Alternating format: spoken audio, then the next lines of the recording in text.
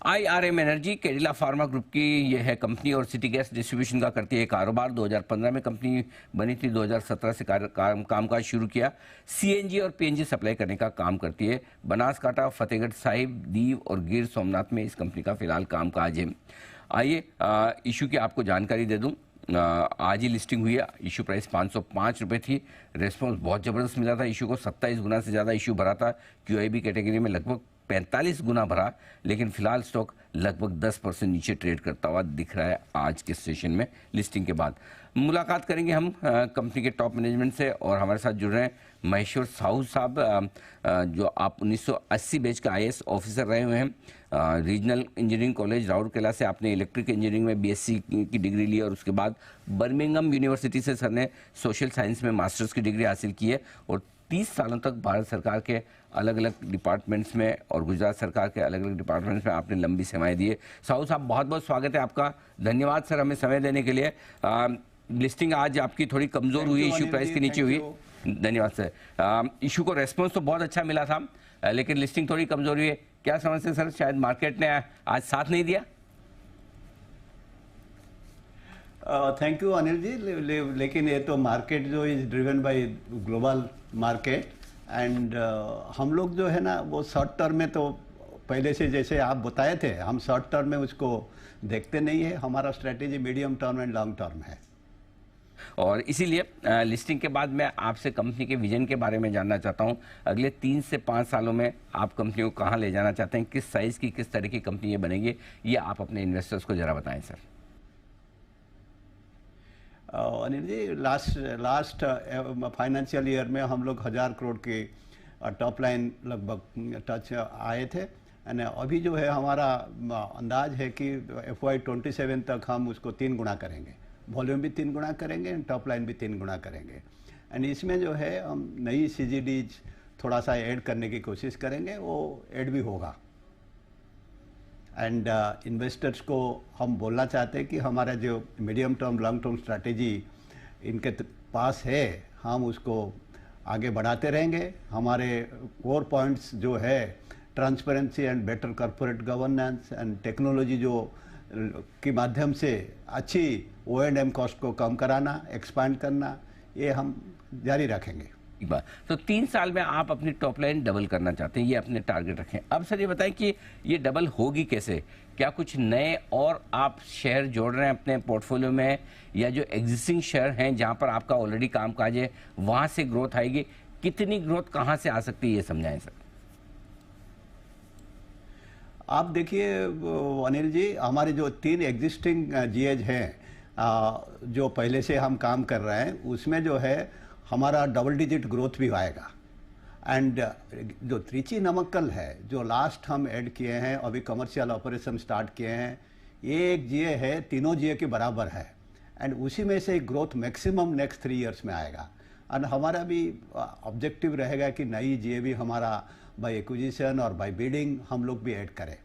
तो वो तो उसके वजह से हमारे टॉप लाइन ज़्यादा भी हो सकती है, बट हमारे जो कंजर्वेटिव एस्टिमेट है कि FY27 तक हम टॉप लाइन जो है लगभग 2.5 to 3 टाइम्स तक ले जाएंगे। और सर ये नमक्कल और तिरुचिरापल्ली यहाँ पर ऑपरेशन कब तक शुरू होंगे सर?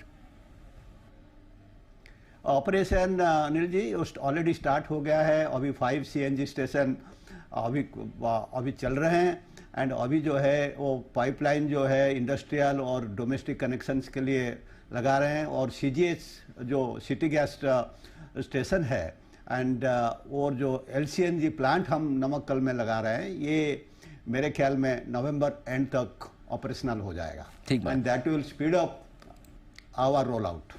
सर एक चीज़ जो आपसे पॉलिसी रिलेटेड जानना चाहता हूं, चूंकि आप तो भारत सरकार में कई महत्वपूर्ण पदों पर काम भी कर चुके हैं, पॉलिसी के बारे में बहुत गहरी समझ रखते हैं। हाल ही में आपने देखा होगा दिल्ली सरकार की तरफ से भी इलेक्ट्रिक व्हीकल्स को लेकर पॉलिसी आई थी। वहाँ पर अब सरकार का फोकस CNG PNG से थोड़ा सा EV की तरफ ज़्यादा बढ़ रहा है। क्या ये बिजनेस के लिए चैलेंज हो सकता है आपके लिए आगे चलते हुए? अनिल जी देखिए, ये जो है ना EV का पेनिट्रेशन जो है सरकारी का अभिगम तो ठीक है, but it will be mainly in the Tier 1 cities. जो ग्रोथ देखेंगे आप एंड डबल डिजिट ग्रोथ वगैरह जो सरकार एनविजन कर रहा है, वो टियर 1 सिटीज होगा मोस्टली। आप देखेंगे कि हमारे जो एरियाज है ये सब टियर 2 एंड बिलो है। सो हमको इफेक्ट ज़्यादा कभी अगले 10-12 साल तक तो हमको इफेक्ट नहीं आने का हमारा अंदाज है। एंड अभी if you see the automobile sales, CNG sales, ये काफ़ी तेज़ी से बढ़ रहा है। लास्ट ईयर से जो था, एक एग्जांपल देता हूँ, मारुति का जो सेल था ये लगभग ट्रिपल हो गया है दिस ईयर। सो ये जो रूरल एरिया में और टियर 2 सिटीज़ में, छोटे छोटे टाउन्स में ये सीएनजी का पेनिट्रेशन तो अच्छा रहेगा, because it is operational, is convenient and also economical and by and large clean fuel है। तो सरकार will not be very much strict on this type of roll outs.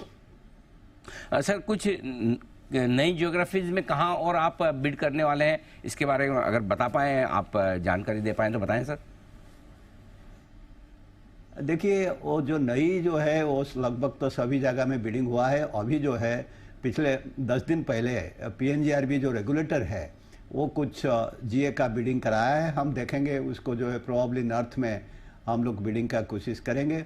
और दूसरा भी जो है ये लाइन में ऑपरेशंस में एक्विजिशंस का भी ऑप्शंस आएगा।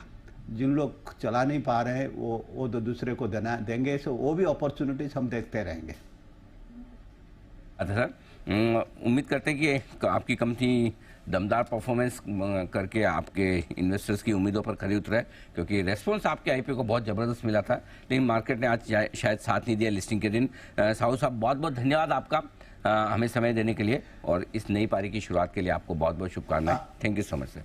जी Anil ji, thank you very much. आप जो पहले प्रेडिक्ट किए थे कि ये मीडियम टर्म लॉन्ग टर्म में अच्छा रहेगा, and I think we stand by that. बहुत बढ़िया सर। उम्मीद करते हैं कि आपकी जो 3 साल की आपने टारगेट की कि रेवेन्यू डबल से ज़्यादा होता दिखेगा।